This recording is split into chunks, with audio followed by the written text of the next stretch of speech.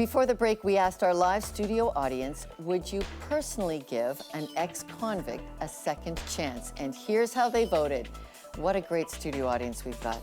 Everybody's got a great soft heart. Now, why would a very rich man want to invest his money, $100,000 and his reputation, in former drug dealers, bank robbers, and other ex-convicts?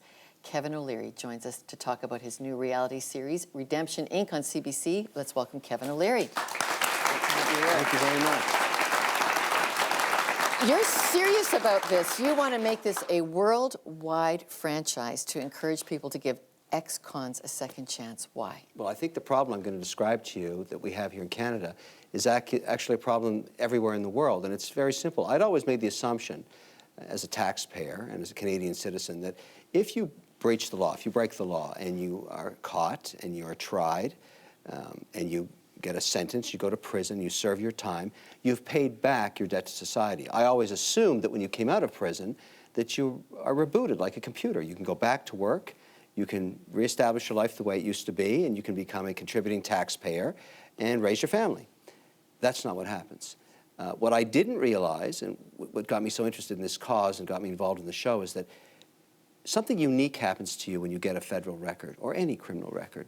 You become a pariah to society. You're tainted. You're radioactive, not for a period of time, forever. So think about this problem. It doesn't matter what the crime is. If you end up with a record, you come out, put your resume in front of an employer, time to get a job again. They do a background check. They never call you back. And you've called this the greatest challenge of your career, to change that impression in culture. I'm trying to be pragmatic here, because let me give you the economics of this problem. As we debate it in Canada today with the new crime bill, we're talking about the cost of incarcerating a woman in this country. This is not my data. This just came from the government in the last few weeks. Over $350,000 a year to keep a woman in prison for 12 months. That's an insane waste of money. It's insane. You don't agree with the Get Tough on Crime legislation coming down? No, I don't. Not unless it's encompassed around some form of some way to help these people in prison during the period they're there, because I don't want them back when they come out. You have to rehabilitate them when they're there, and they're not doing that. So just throwing more money and incarcerating people for a longer period of time, it seems insane to me because it's so expensive. You're putting your own money behind putting this message out on television. You're a third owner in it. How do you feel if this series loses you money? That could very well happen. I take risks all the time as an investor. But I have an intuitive feeling that A, it's good television, and B, it's a very good social cause. I'm throwing a challenge out to corporate Canada. It's very simple. Look at these people in the context of what they're willing to do. This is not a charity. I'm not asking to give money away to people. I'm saying let them work, let them pay tax, let them show what they can do, because let me ask you a question. Let's just think about this. Let's say you're a drug dealer. I don't agree on dealing drugs. I don't take drugs. But let's say you're a successful drug dealer running a $100 million franchise. You've got logistics, you've got trucks, you've got salespeople, you've got cost of goods, you've got receivables. You're running a business. Now, why can't we just take that person and say, that business is the wrong one to run? Why don't you try running one on the right side of the law? That's my premise, and that's what we challenge, and that's what we try and do and show in Redemption Inc. You watch tonight's episode, or any episode, you'll see that these are great entrepreneurs. 7 out of 10 of those great entrepreneurs on your show have done time for drug running. Do you think we should legalize marijuana in Canada and get the tax benefit? I don't get myself mired into that debate because you can never win it. I don't approve of drugs personally, but I say this. After you've been caught with whatever drug it is, I don't care if it's marijuana or cocaine or whatever drug that's illegal. You know, we set laws in this country, we vote on them, we have a democratic system. Whatever society says is illegal is illegal. And when you break the law, you go to jail. I understand all that. My problem is after you come out, it's not fair. It's not right to say to somebody, you can never support your family, you can never get a job. I talked to a woman recently who wasn't even allowed to go back to her cupcake bake fair at her high school because the rest of the parents said you were in jail once. That's outrageous, and that's wrong, and that's un-Canadian, and I don't like it, even though this person is now employed again. We cannot all do reality television shows like you've done. We've got some great people in the studio audience.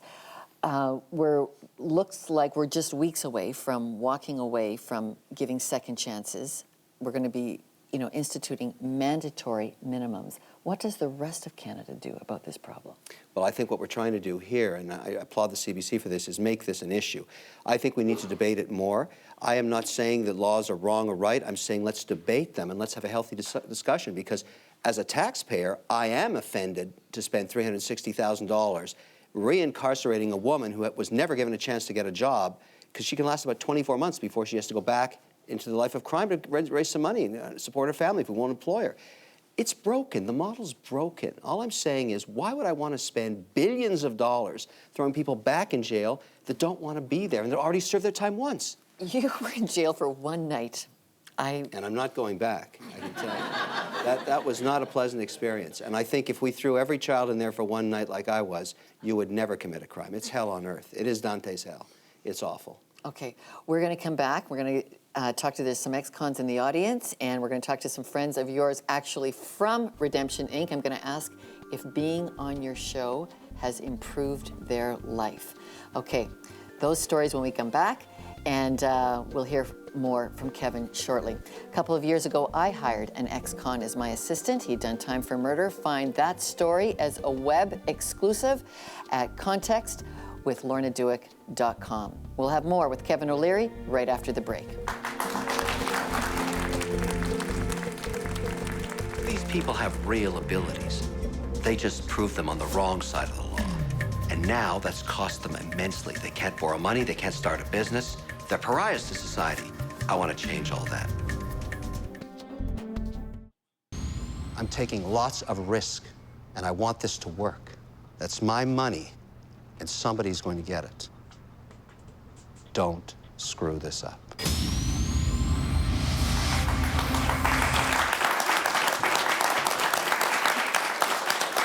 Well, I'm talking to Kevin O'Leary today about that new show of his, Redemption Inc. And Kevin, thank you. It's just fun to have you here. But before we continue our conversation, I want to actually go to the guys who were on your show. And Joseph and Adam, thank you very much for joining in on the Facebook campaign here and coming in. Joseph, on a scale of 1 to 10, how significant in improving your life was Kevin's show, Redemption Inc.? 10. Absolutely.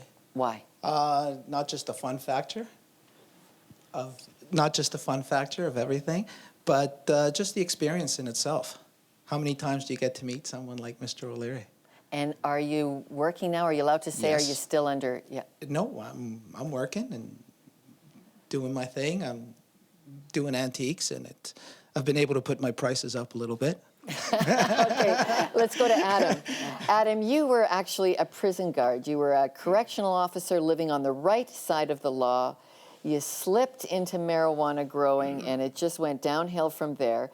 Adam, on a scale of 1 to 10, what has it meant to be on Kevin's show for improving your life? If 10 is great, 1 was eh. I think it's 9.5. Just with my ex, it caused some problems. Advertising what has happened and stuff like that. Because not a lot of people knew what had happened to me, but it's 100% positive thing, though. It's been great. I got people coming into, my thing was I had an existing business that was to be expanded.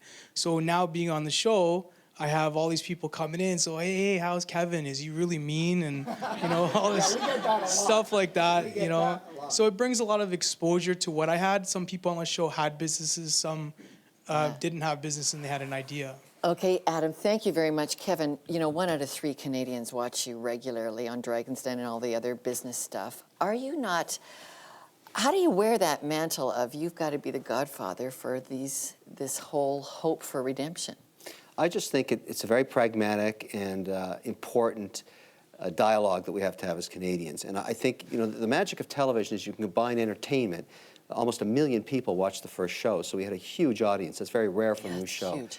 And so immediately it sparked a debate. I knew that was going to happen because I'd road tested some of the footage in London, Ontario, about a month before to a room of about 500 people. And the proverbial poo-poo hit the fan in there. I mean, the place split in half. Half the people there thought this was a very bad idea to celebrate the cause of people that have been incarcerated, and the other thought this was genius for two reasons: to help them get employed, and secondly, to raise the debate, because many Canadians viscerally have a problem with incarceration for long periods of time. We know intuitively as Canadians this doesn't make sense. Okay, I want to go to people who have been incarcerated. Stephen, you're in our studio audience, and we want to thank Prison Fellowship for bringing me, because they work day in, day out trying to help people get a second chance. You've got a question for Kevin.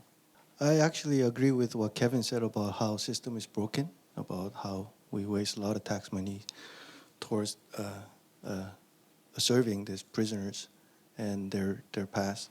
So we, as a Prison Fellowship Canada and Prison Fellowship actually around the globe, we believe that the actual transformation of people's lives start from within, from the heart out with the help of God. And I'd like to know what your thoughts on that, and if there's any plans for Redemption Inc. to include this type of interchange as part of your series of business trainings. Wow, okay, there's the hot seat for you. It's a very interesting question. You know, I think when you speak about individuals who have to go through the challenge of incarceration and what it does to their families and to them individually, everybody has to find the strength from within. And if they do that by finding God, that's good. If they do it through whatever religion they're involved in, that's important. My point is, I want to help them on the practical side. And for that, you need money, and you need to make the cause a national issue. And luckily, I have the platform of television to do that. If I can get millions of people focusing on this, this show can explore all different directions of how to solve this problem, because it's not just about throwing people in prison. It's about what we do to them while they're there. Because it troubles me is if you throw somebody that's 18 years old, at the prime of when they're going into society to become contributors, you taint that person's life forever if you don't do a good job in maintaining them and making them relevant when they get out. Okay, but Stephen's point is hard work and money and a gracious second chance from maybe something like you or some kind of employer. Is it enough to redeem a person? It's better than nothing. That's my attitude. If I can get one person a job, a real job, and they become a taxpayer, I'm very happy about that. My goal is to get hundreds of thousands of them jobs by making this a cause. And I've said this every time I've been on television talking about the show like I am with you right now. I throw the gauntlet on the table. I say to any company, give these people a chance, because you have no idea how hard they're going to work for you. They'll work 20% harder just to get the chance to work. That's the whole point.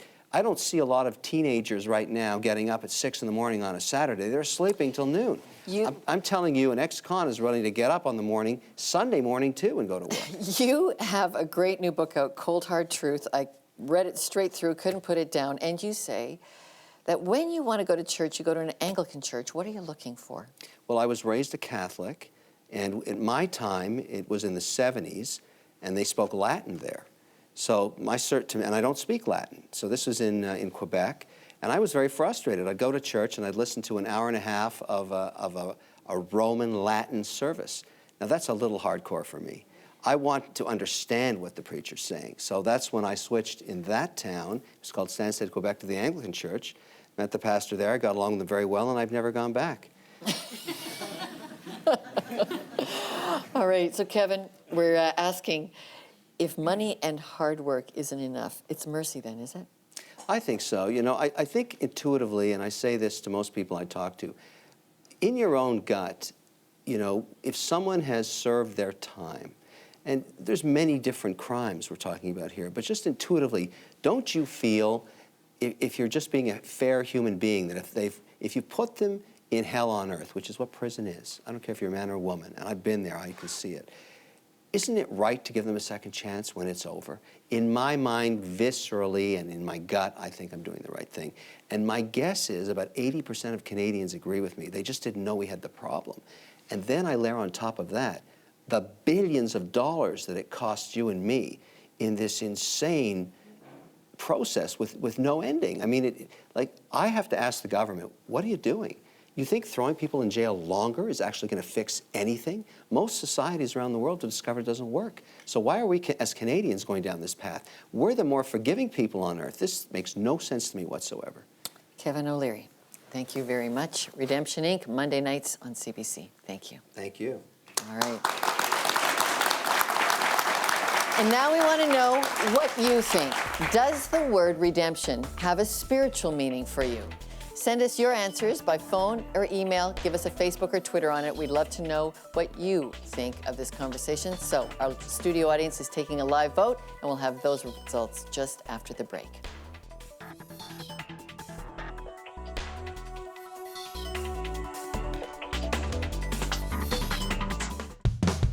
We want you to be a part of our studio audience. If you're in the Toronto area, contact us.